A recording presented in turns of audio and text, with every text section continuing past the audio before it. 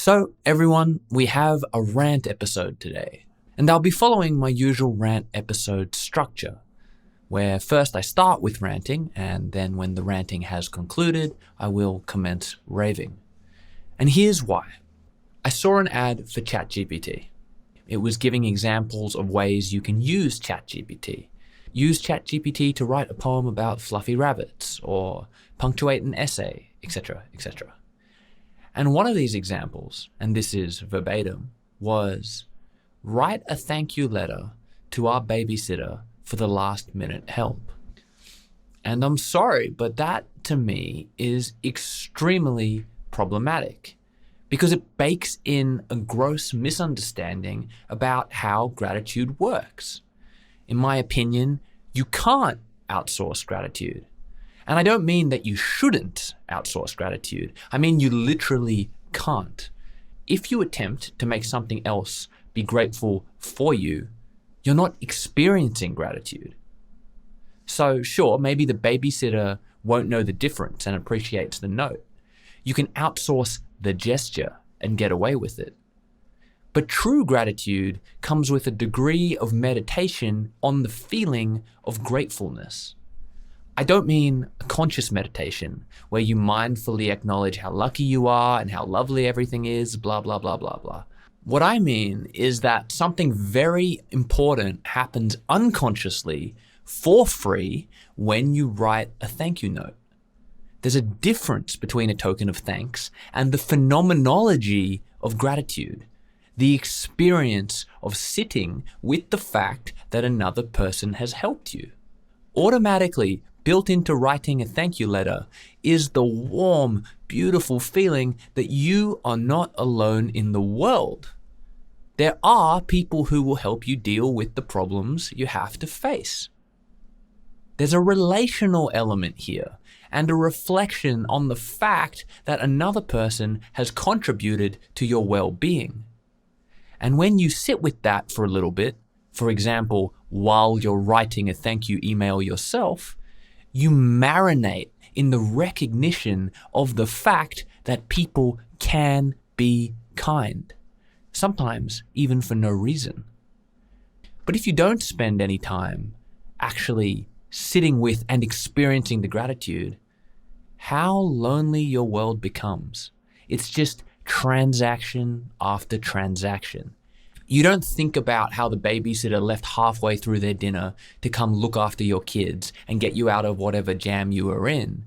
You just think, I exchanged currency for services. And since these were services that are not normally rendered due to the fact that they fall outside regular operating hours, it is appropriate that there is some form of additional token recognition.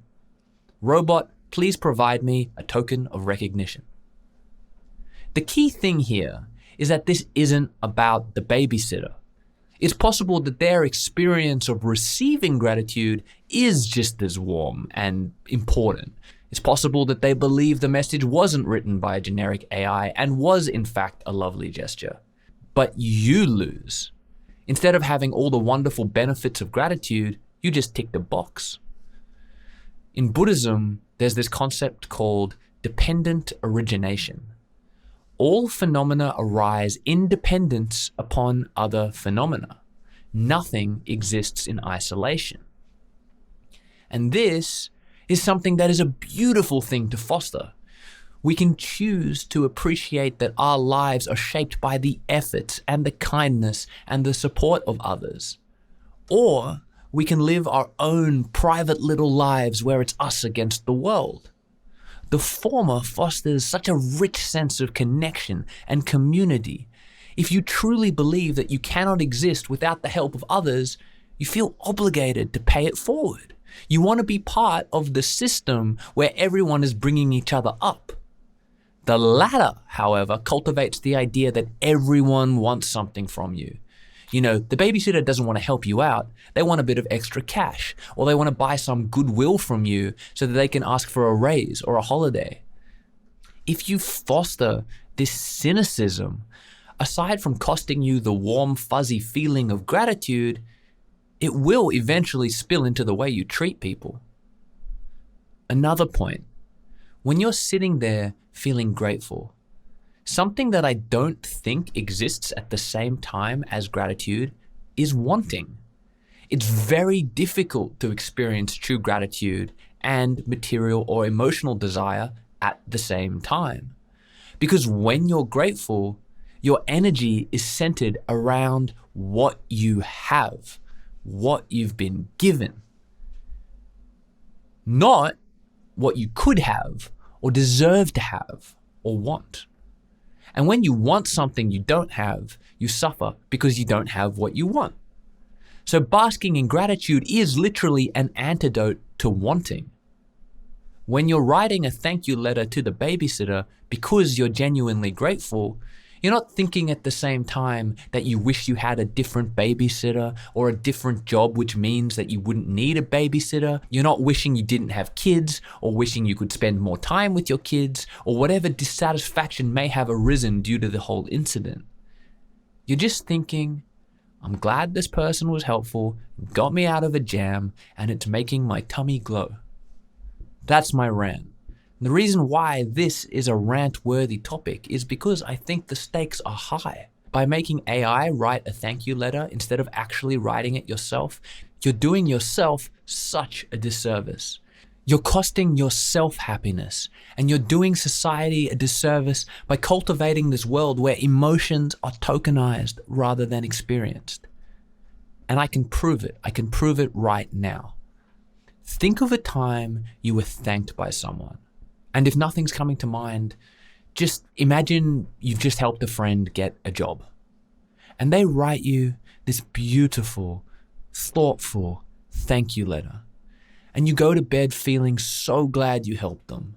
And you're overflowing with love and happiness because helping someone feels good, especially if you can really see the impact it's had on their life because they've told you how much it meant to them. And so just before you go to sleep, you text them, "It was my absolute pleasure. Thank you for the heartfelt message."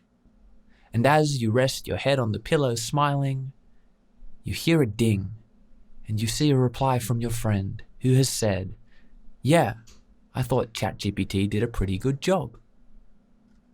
How quickly does that warmth you're feeling dissipate, evaporate into dust? The words haven't changed, but they mean absolutely nothing now that you know the attached emotion wasn't baked into them. That's all the proof we need. It's not about transacting in words, it's about transacting in emotion. And words just happen to be a good way of communicating emotions. But there's an entire psychoanthropological human metagame you're supposed to be taking part in. It's not about delivering pixels. And if you can elicit someone else feeling warm by receiving pixels created by a robot without embedding the emotion into the pixels, then essentially all you've done is tricked someone. Just like you felt tricked when your friend sent a thank you message written by AI. The words become hollow. It makes me angry that ChatGPT wants to create a world where everyone is tricking their babysitters. AI can help us out in a lot of ways. One day, maybe it will even babysit for us. And that's going to raise some interesting ethical questions too. But for now, for the love of God, we can't afford to outsource our emotions. If we tell a robot to do the feeling for us, who is more of a robot? I'm Jonah Primo. This is the Overexamined Life. See you next time.